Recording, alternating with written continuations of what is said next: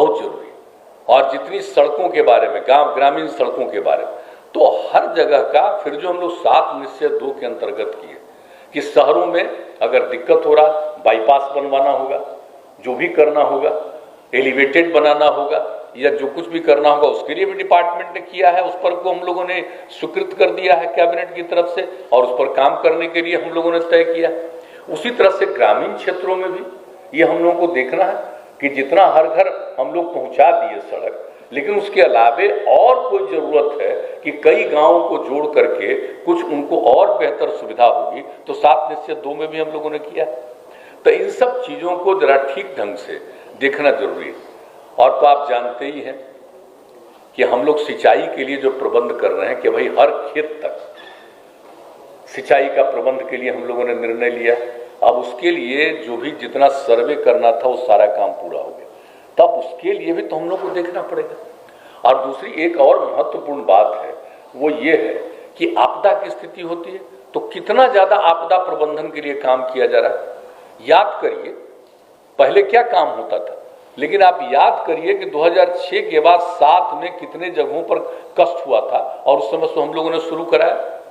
और अब तो किस तरह से करते एक एक चीज के लिए, सब लोगों को मदद देना, समय पर मदद पहुंचाना।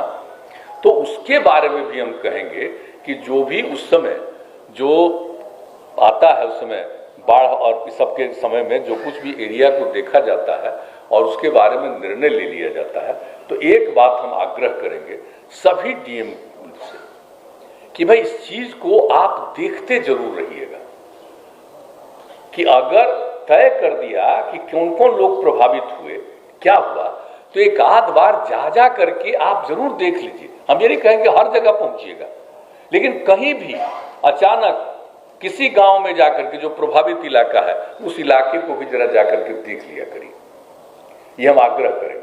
और देखिए भाई, आप लोगों को तो बहुत बड़ी जिम्मेदारी, भाई आप अपनी इच्छा से न बने हैं, ऐसे ही नहीं ना बने आईएएस, आज जो प्रमोट भी हुए करके भी आईएएस बने, तो अपनी इच्छा से न बने हैं।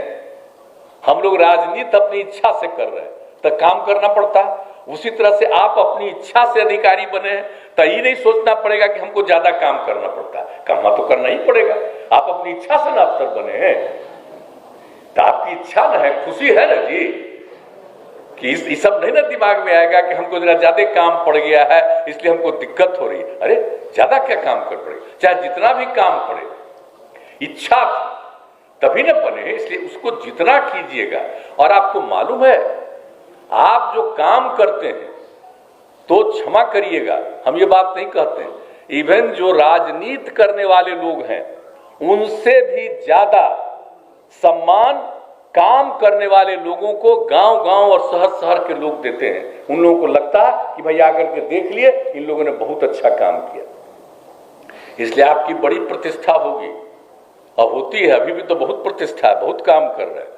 हमको तो खुशी है, अगर आप काम नहीं करते तो हम लोग क्या काम कर पाते, हम खाली निर्णय लेने वाले हैं ना। लेकिन काम तो करिएगा ना, तब जानते ही ना है, ये 2 साल कोरोना हुआ तभी ना नहीं जा पा रहे हैं, लेकिन तब भी तो जाते ही रहते हैं।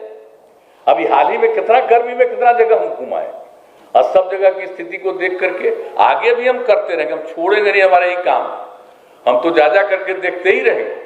लेकिन वह तो एक विषय, लेकिन सबसे बड़ी बात है कि आप अगर इन सब चीजों को देखते रहिएगा तो भाई बहुत बड़ी बात होगी। तो इसलिए जो आपका ये जो सिविल सेवा का है, तो इस सिविल सेवा के काम में किसी भी चीज को देखना बहुत जरूरी है।